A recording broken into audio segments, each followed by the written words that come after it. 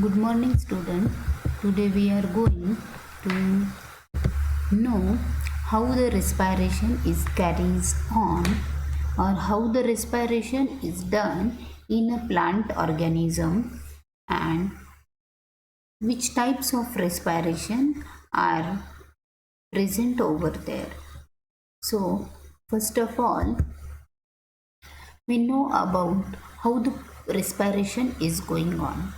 First of all, the glucose made in photosynthesis that can be travels around the plant as soluble sugars and gives energy to the plant cells during respiration. So how it can be?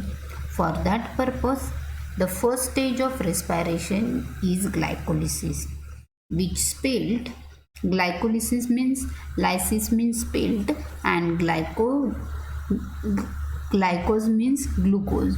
So how the glucose molecule can be spilled or break down, that is nothing but an glycolysis. So that glucose spilled the glycolysis which spilled the glucose molecule into two smaller molecules called as a pyruvate. So first of all, here is the glycolysis. First step of the cellular respiration is that glycolysis. So this one is the glucose molecule that can be spilled or break down into two molecule of a pyruvate and which can release ATP and NADH molecule as a energy source. Then it expels amount of energy, that is ATP. So this ATP and this energy molecule NADH. This stage is nothing but an anaerobic respiration. So this one is the anaerobic respiration which does not need oxygen. Okay, so there is no need of oxygen, but in the second stage the pyruvate molecules are reorganized and fuse over again in a cycle. So this is a pyruvate oxidation. What happen in pyruvate oxidation? The pyruvate can be oxidized and develop acetyl-CoA and they can be released the carbon dioxide and NADH. So at that time molecules are being reorganized and carbon dioxide is formed and electrons are removed and placed into the electron transport chain, which like in the photosynthesis, and that can produce a lot of ATP for the plant which will be used for the growth and reproduction purpose. This stage is nothing but an aerobic respiration and which needs oxygen. So here is the pyruvate going to be developed into acetyl coenzyme CoA, and this one is the citric acid cycle, and here is the oxidative phosphorylation. Within that, oxygen and H2O water molecule are released and there is a liberation of energy, that is ATP. In this way, during cellular respiration, glucose molecule is gradually broken down into a carbon dioxide and water molecule. Along the way, some ATP energy is produced directly in the reaction that transform glucose. Much more ATP, however, is produced later in a process called as a oxidative phosphorylation. Oxidative phosphorylation is powered by the movement of electron through the electron transport chain, a series of protein embedded in the inner membrane of mitochondria. So in this way, there is a liberation of CO2 and H2O after the breakdown of glucose molecule, and this electron comes originally from glucose and are shuttled to the electron transport chain by electron carriers, that is NAD plus and FAD. which become NAD and FADH2 when they gain electrons. To be clear that this is what happening in the diagram above when it says positive NADH or FADH2. So these are the energy rich molecule. The molecule isn't appearing for starch, it just being converted to its electron carrying form. So they are just shifting their electron carrying forms, and in this way most important thing that at the time of photosynthesis, that photosynthesis can make glucose and oxygen, which plant and animal cell use to make ATP, that is cellular respiration, release carbon dioxide and water. So this is the glucose molecule and oxygen molecule, while in case of a mitochondria, whatever the glucose is stored in cell, that can be converted, that can be broken down into the energy. So this is the energy, ATP energy or whatever, it may be a NAD, FAD, NADH or FADH2 molecule, and these are the forms of energy. When this energy is liberated, at that time the glucose molecule get converted into carbon dioxide and water molecule. So this is the another type of chemical energy which is again utilized from plant cell, that is the photosynthesis. So these both organisms are dependent on each other. Then to see how glucose molecule is converted into carbon dioxide and how its energy is harvested as ATP, NADH, FADH2 in one or four body cells, there are four different steps, and we are going through that four stages of cellular respiration. So first of all, glycolysis.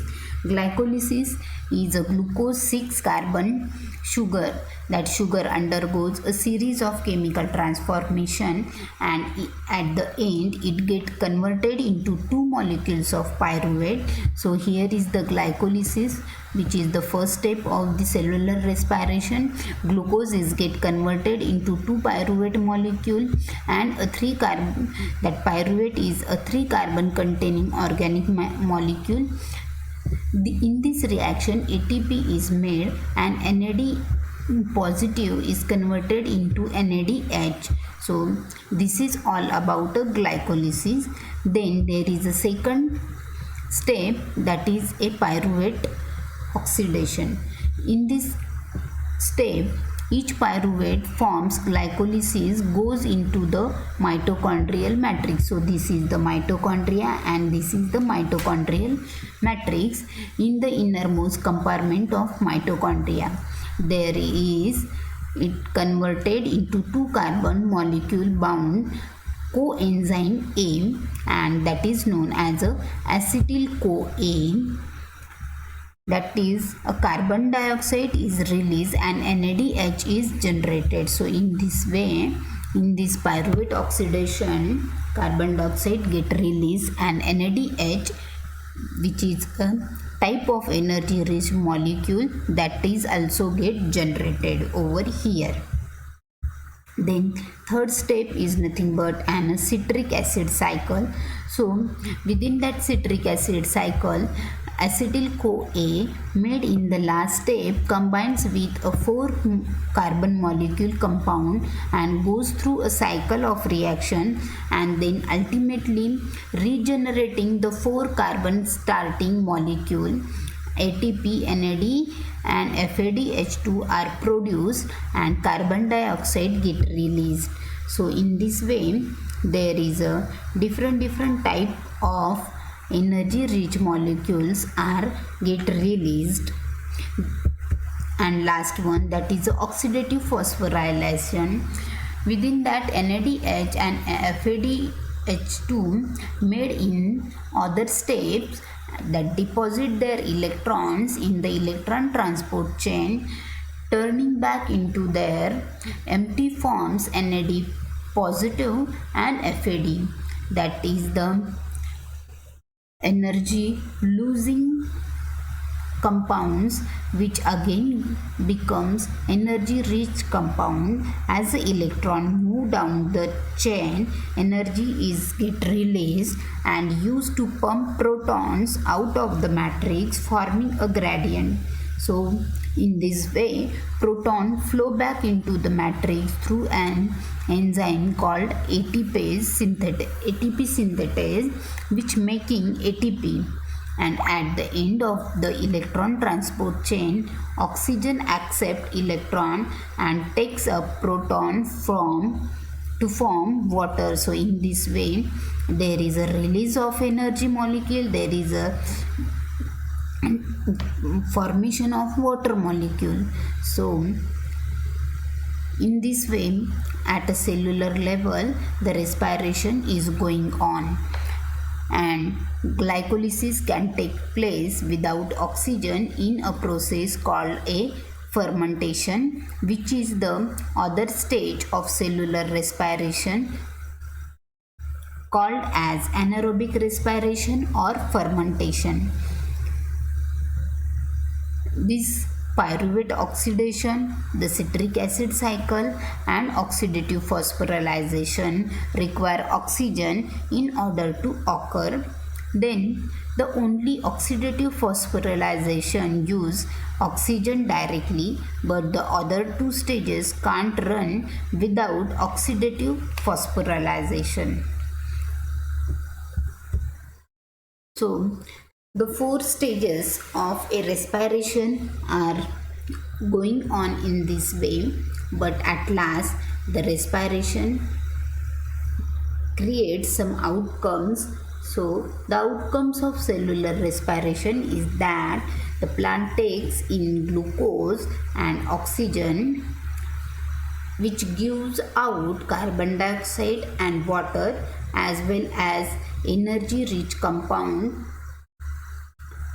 Plants respire at all times of the day and night because their cells need constant energy source to stay alive, as well it being used by the plants to release energy via respiration. The glucose produced during photosynthesis is changed into starch, fats and oils for the storage and used to make cellulose to grow and regenerate cell walls and proteins. So in this way, the respiration is going on. I hope you have got some idea about respiration. So thank you for watching my lecture.